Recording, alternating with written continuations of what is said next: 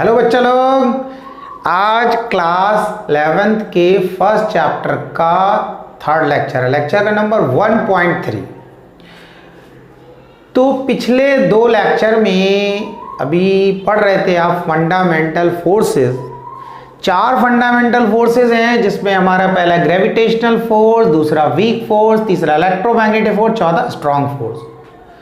First lecture में हमने discuss किया था gravitational force and it's formula, its properties.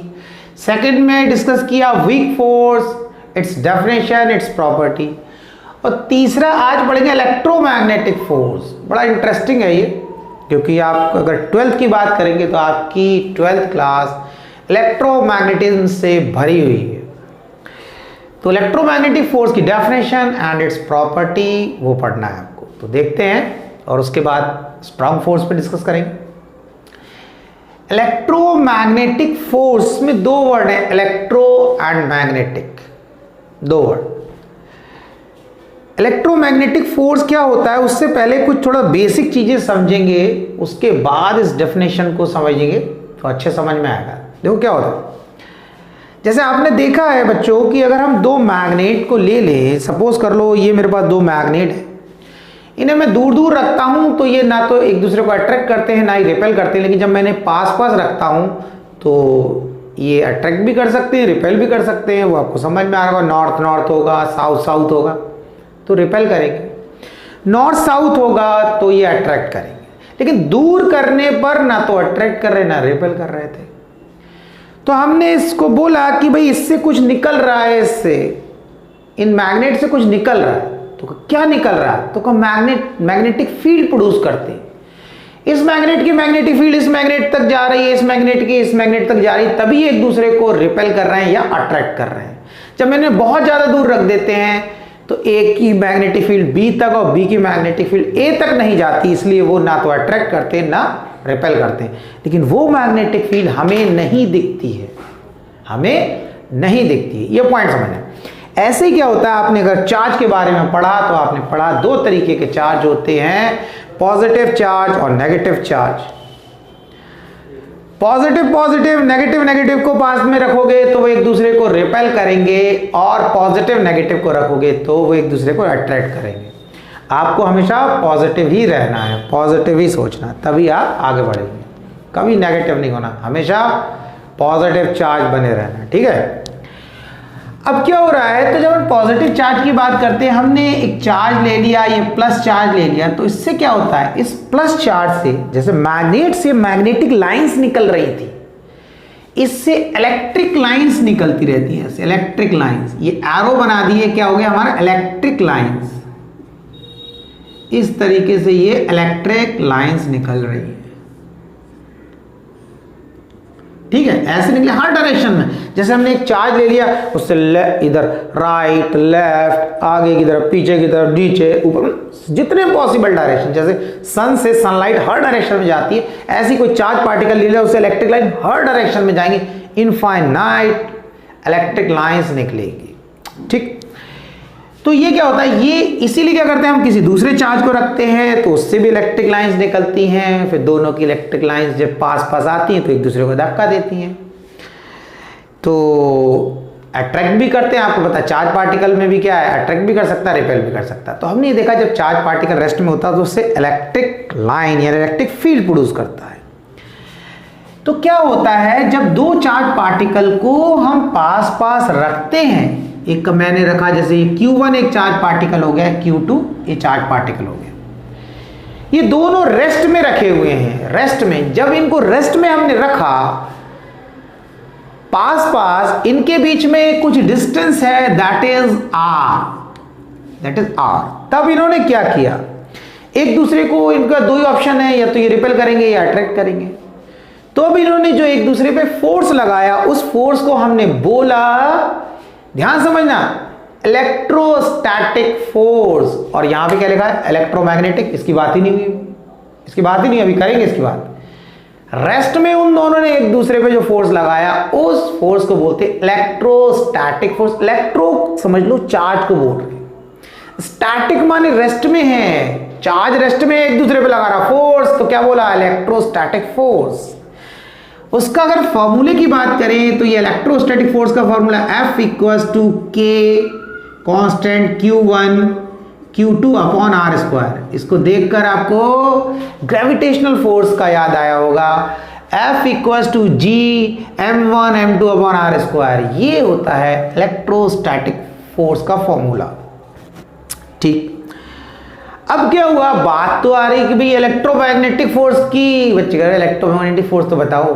सुनो, अब क्या होता है जब ये दोनों चार्ज मोशन में होते हैं, चलने लगते हैं। जब चार्ज रेस्ट में था तो वो सिर्फ इलेक्ट्रिक फील्ड प्रोड्यूस कर रहा था, जब वो चलने लगता है तो वो मैग्नेटिक फील्ड भी प्रोड्यूस करने लगता है। यानी कि चलते टाइम दोनों फील्ड प्रोड्यूस कर रहा है, इलेक्ट्रिक फील्ड तो कर ही रहा है, साथ में मैग्नेटिक फील्ड भी प्रोड्यूस करने लगता है। यानी कि चार्ज मोशन में आया तो उसने इलेक्ट्रिक फील्ड भी प्रोड्यूस की और मैग्नेटिक फील्ड भी, यानी कि दोनों प्रोड्यूस हो रही। और जैसे ही वो रुकेगा तो मैग्नेटिक फील्ड प्रोड्यूस होना बंद हो जाएगा, सिर्फ वो इलेक्ट्रिक फील्ड प्रोड्यूस करता रहेगा। यानी कि इलेक्ट्रिक फील्ड कॉन्टिन्यूअस प्रोड्यूस करेगा, रेस्ट में है तब भी इलेक्ट्रिक फील्ड प्रोड्यूस कर रहा है, चल रहा है तब भी, लेकिन चलते टाइम एक एडिशनल फील्ड यानी कि मैग्नेटिक फील्ड वो भी प्रोड्यूस करने लगा।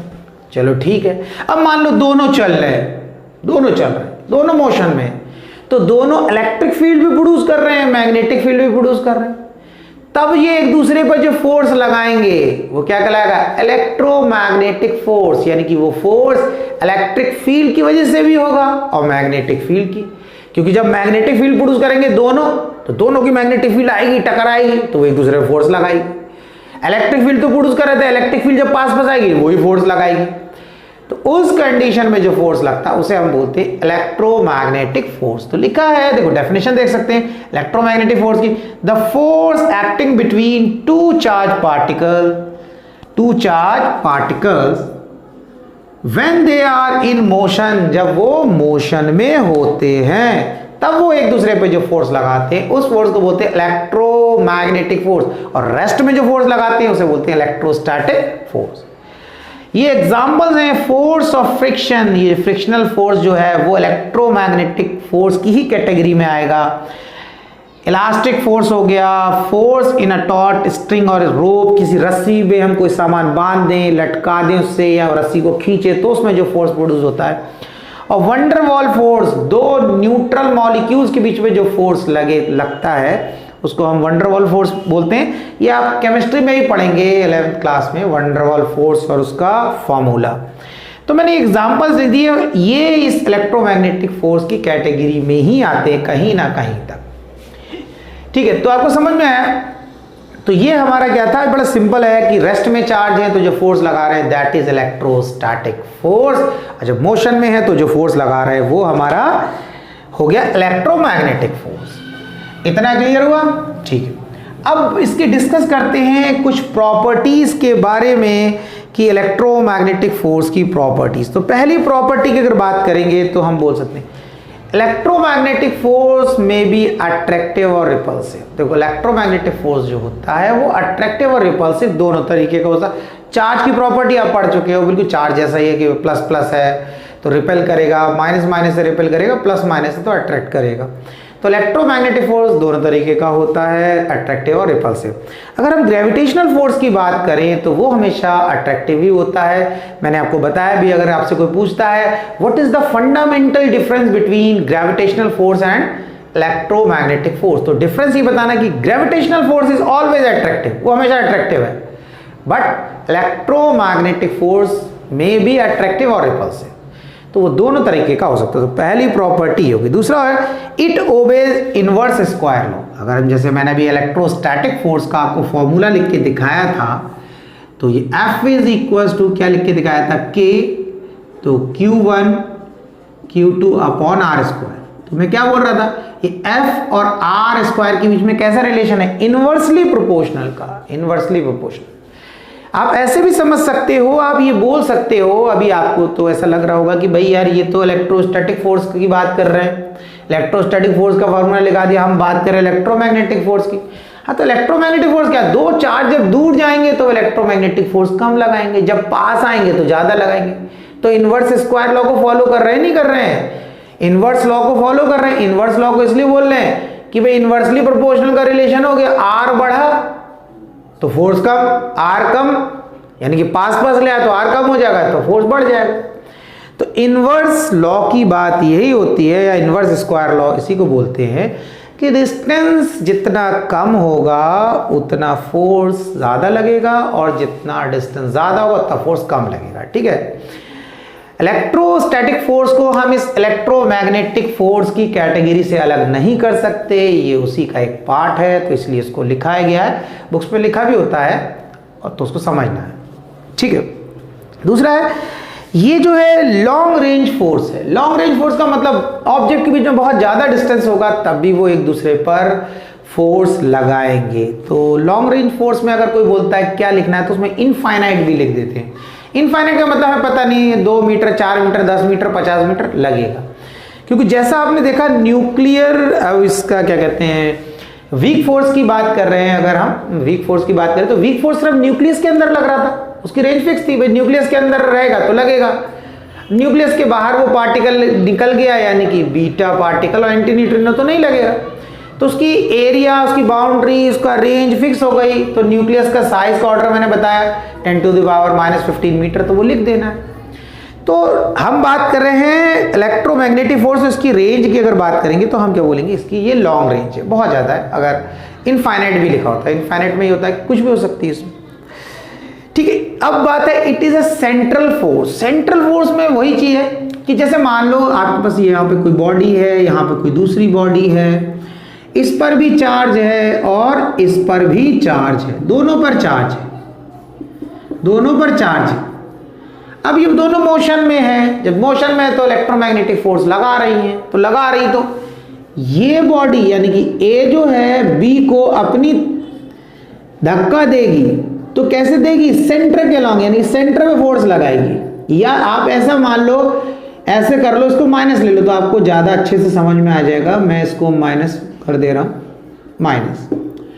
ठीक है, अब ये ए हो गया, ये बी हो गया, तो ए बी को खींचेगा सेंटर की तरफ, ठीक है, बी ए को खींचेगा अपने सेंटर की तरफ। ठीक है, और रिपेल करते हैं तो सेंटर को रिपेल करेंगे, यानी कि अगर दोनों को प्लस ले लेते तो ये इसको फोर्स लगाएगा, सेंटर पे लगाएगा, सेंटर से दूर ऐसे करके सेंटर की तरफ फोर्स लगाएगा, ये इसके सेंटर पे लगाएगा।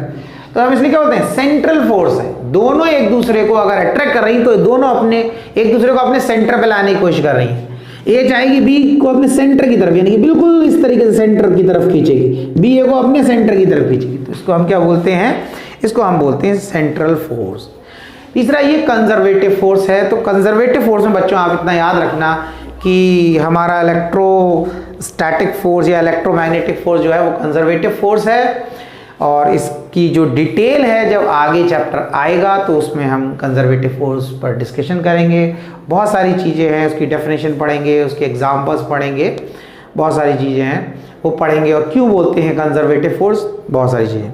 तो अभी आप याद रखें कि कंजर्वेटिव फोर्स है। और स्ट्रॉन्ग की बात अगर करें तो मैंने अभी चारों फोर्सेस की इससे पहले भी जो है मैंने रेंज लिखवा दी है, मैं अभी यहाँ भी बता दे रहा हूँ आपको रेंज।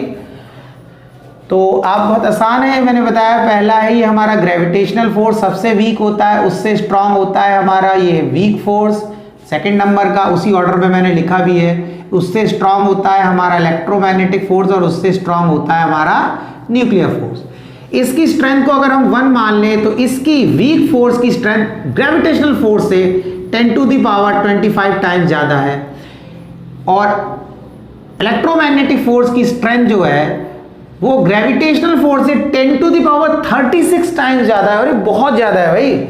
और न्यूक्लियर फोर्स की तो देख लो बहुत ही ज़्यादा है, यानी कि सबसे ज़्यादा इसी की है 10⁻38 टाइम्स इस ग्रेविटेशनल फोर्स। समझ लेना, कंपेयर सबको इसी से कर रहे हैं, ऐसा नहीं हम ये बोलते हैं ये इलेक्ट्रोमैग्नेटिक फोर्स इससे वीक फोर्स से 10⁻36 टाइम्स, नहीं ये नहीं। वीक फोर्स ग्रेविटेशनल फोर्स से 10⁻25 टाइम्स ज़्यादा, इलेक्ट्रोमैग्नेटिक फोर्स ग्रेविटेशनल फोर्स से 10⁻36 टाइम्स ज़्यादा, न्यूक्लियर फोर्स ग्रेविटेशनल फोर्स से 10⁻38 टाइम्स ज़्यादा। समझ में आया, ये बताया।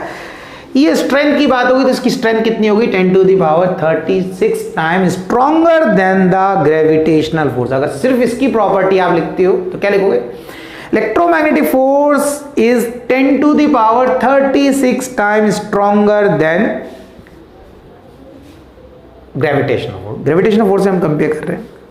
अब बात आती है इसमें भी वही फील्ड पार्टिकल की। फील्ड पार्टिकल जरूर याद रखना, इसमें क्वेश्चन अधिकतर पूछ लेते हैं। ग्रेविटेशनल फोर्स में जो फील्ड पार्टिकल की बात कर रहे थे वो कर रहे थे ग्रेविटोन्स। वीक न्यूक्लियर फोर्स में फील्ड पार्टिकल की बात कर रहे थे तो वो कर रहे थे हम न्यूट्रिनो।